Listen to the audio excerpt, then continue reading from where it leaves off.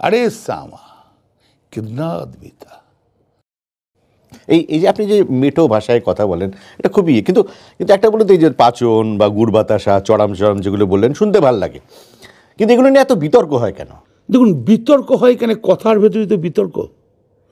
যেমন পাচন, এই যে লোকসভার সামনে ইলেকশন, বুথের দিনে ভোট হবে, মানুষ চাষ করবে, লোক দাঁড়িয়ে থাকবে, উর্বর জমি দেখতে আসবে, সেখানে তো পাচন ছাড়া চলবে?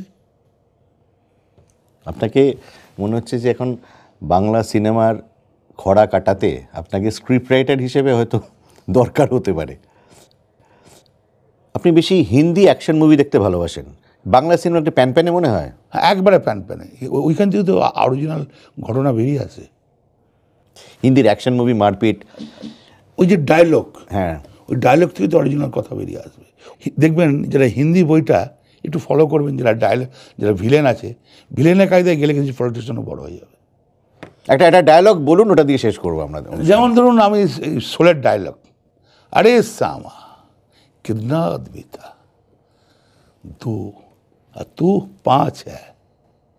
এই যে 2 আর 5, এর ভেতরে কত মারপেচ আছে বলুন তো। আপনাকে ফিল্ম ইন্ডাস্ট্রিতে দরকার ছিল। অনুব্রত বাবু, অসংখ্য ধন্যবাদ আমাদের স্টুডিওতে আসার জন্য। আবার ফির মিলেঙ্গে।